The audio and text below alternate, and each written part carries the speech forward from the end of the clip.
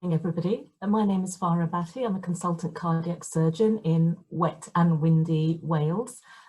Myself and Ms. Karen Booth are the co-leads for the SCTS student section of the Society, and I'm delighted that you're able to join us today on what looks like a fantastic programme, hearing all about life as a cardiac, thoracic, transplant or congenital surgeon. Lots of tips coming your way, whether you're a sixth former, I think that's an old-fashioned word, trying to find out how to get into medicine, or whether you're a medical student toying with the idea of surgery as a career. So lots of information. Now, I have to name check the three universities who have helped to set up this morning's events. So this is a collaboration between Aberdeen medical students, University of Edinburgh medical students and Glasgow medical students and their consultant colleagues.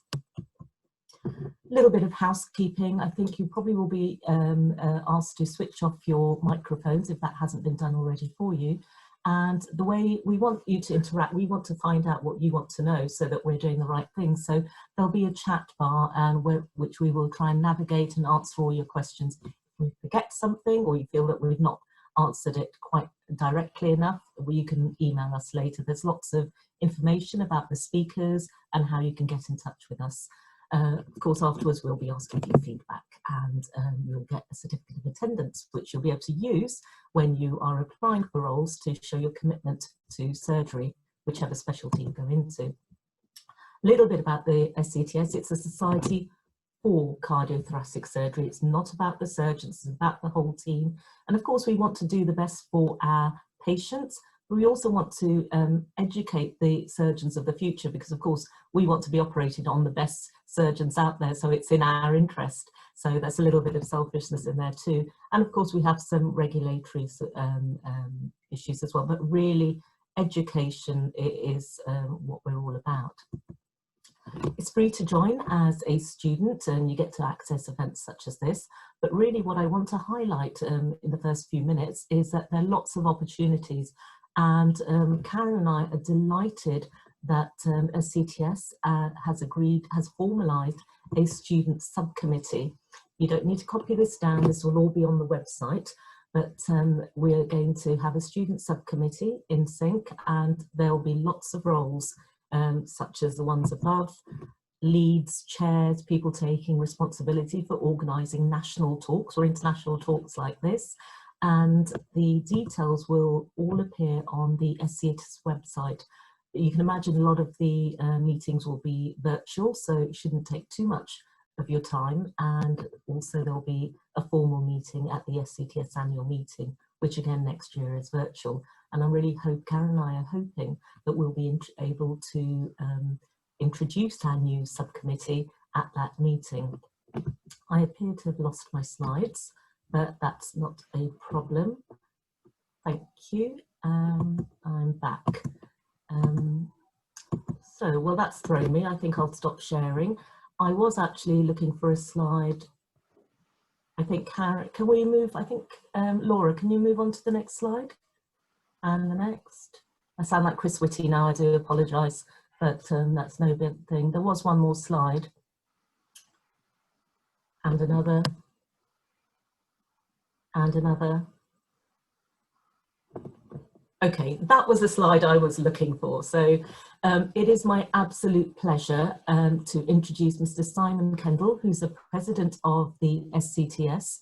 Simon has, I've known Simon for many years when I was a baby SHO, and he was a registrar rotating between Cambridge and Oxford. I think I helped assisted him with his first ever cabbage, but don't comment on my skills. I was a baby SHO then, so which is like a ST1 or 2 in new numbers.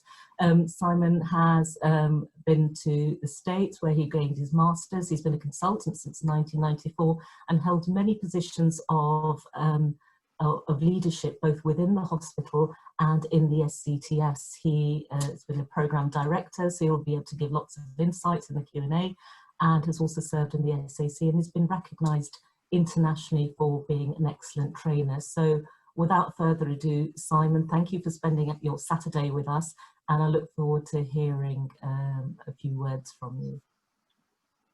Thank you, Farah. Thank you. You've just reminded me of that case because I'd done a few cases in Papworth and then came over to Oxford, and they just threw me into theatre to do that case, and you very kindly were the volunteer to come and help me. So yes, it's still etched on my memory. I had to focus quite a lot then. Good, thank you very much. That's a very generous introduction. Good morning, everyone. It's lovely that you've spent your time on a Saturday to join us, and I hope you find it a valuable day. Of course, a big thank you to all the organisers, and particularly yourself, Farah and Karen, for having the inspiration and the leadership to put this together. So thank you very much. It is really good to see so much interest in the day. I think it's something like 370 registrants, which is extraordinary. Now, for all of you listening today, we've got to declare a conflict of interest. Everyone you're going to hear loves their job. I think we're all very proud of our job, and therefore you will hear a biased view. But as president, I'm so aware of all the units in the country and all the surgeons and the junior surgeons and the allied health professionals, the administrative staff. There is such a feeling of pride in delivering the care that we do. And we're now doing sort of weekly, fortnightly meetings with the units by Zoom. And again, you just hear people who are enjoying their job, and it's a great place to get to if you want to do it. Like every job, there are frustrations. You can't do everything you want to do, and there is a continual challenge in the NHS, but that's the way it is, and you have to cope with that. The surgery, whether you do thoracic surgery or congenital surgery or adult cardiac surgery, is challenging. They are long operations, and as you go through your junior surgeon days and your surgical training, you get that stamina and you get that ability to do these long operations. You know, what you'll hear is a group of people today who all start a procedure and can finish the procedure. There's no question of changing your mind or giving up. You really commit to the whole operation, of course. When I joined, it was very much about the surgeon and being an individual and doing your practice, your office, your car park spot, all that stuff that used to be part of the consultant in the 1970s and 80s. And I'm pleased to say now that it's very much changed to being part of a team, and you support each other and you help each other in that team. And that change is still ongoing, but it's a pleasure to see that change because it's a much more healthy atmosphere than it used to be. So as I said, I think you go through your progression. I think it is a hard progression: medical student, junior doctor, junior surgeon, and even as a consultant, you carry on learning and you carry on changing. It is a continually exciting environment and profession to be in. Just like to finish my brief introduction with a word about diversity. I think my first annual cardiothoracic meeting was in Norwich in 1986 or so, and I turned up as a young registrar, and it was basically a bunch pretty much of white men in suits talking in very boring tones to each other, as I remember, and even then I felt like an outsider. And it is a joy for me as president now to see the diversity coming into our specialty. We were able to submit to Baroness Kennedy, the Royal College of Surgeons, who's doing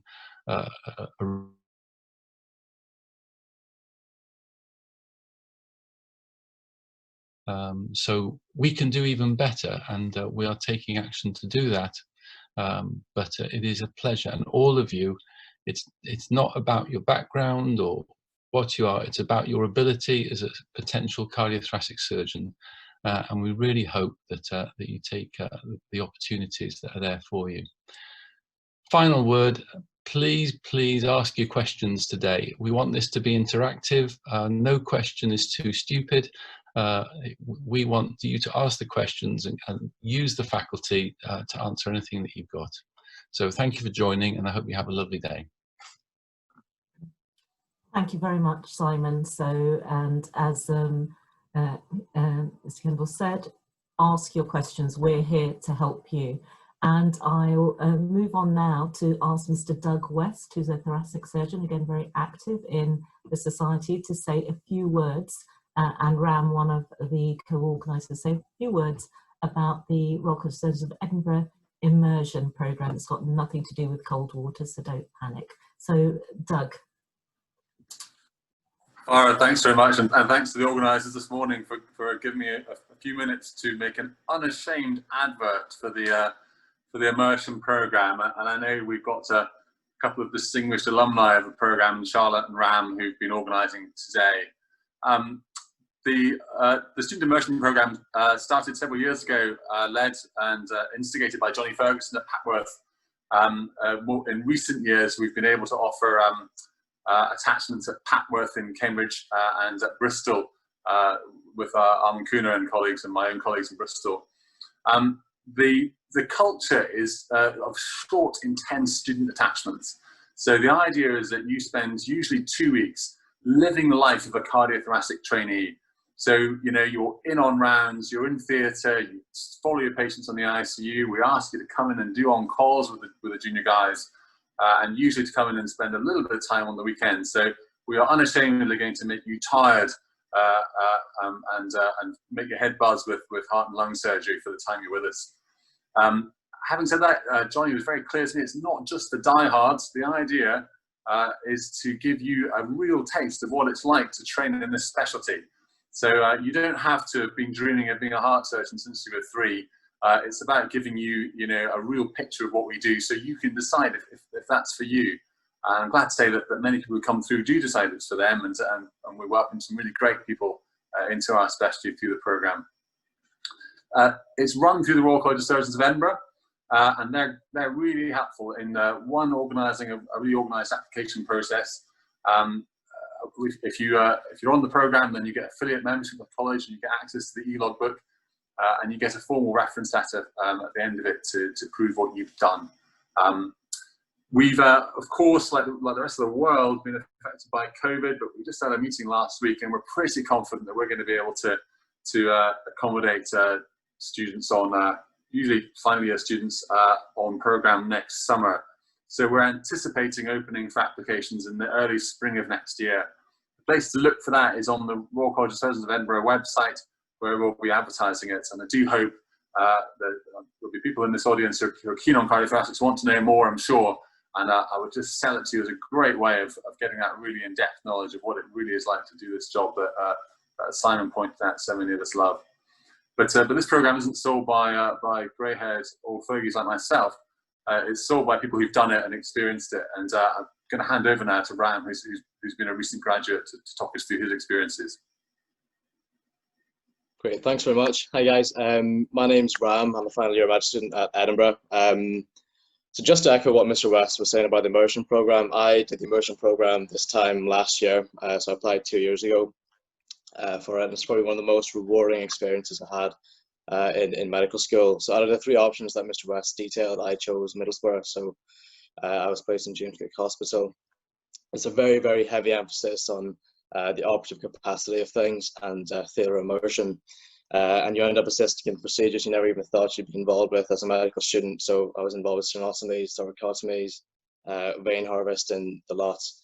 So it's a very, very fantastic couple of weeks that they provide for you. Gives you a very real idea of what to expect in terms of your lifestyle, what you can expect. And to top it all off, you get a signed logbook at the end of the placement. So it does help with portfolios and things like that. I guess in addition, it's also very good for networking. So Mr. Kendall, who we had the pleasure of speaking earlier, had the privilege of meeting during my immersion programme, and likewise with other people as well, like Mr. Ferguson and Mr. Dunning. And certainly scrubbing into their theatres is a good way to get to know them as well. And in fact, Charlotte Holmes, who Mr. West mentioned during the afternoon session, she was probably I think she was one of the first groups of medical students to attend the programme. So she has great things to say about it as well. The other thing I'd say is don't be put off by the competition. The worst thing you could do is not apply. And I guess, fingers crossed, COVID doesn't postpone the next year's immersion programme. I'm also happy to be contacted about this afterwards. All our details are on the program booklet we sent out in the reminder email this morning. So do reach out if you have any questions. And just a wee disclaimer, we are recording all our talks today, so just a wee reminder to everyone out there. Thanks very much. Thank you very much, Doug and Ram, to highlight that programme. It sounds like it's been really successful so far, and it's open to all, so please do think about going for that.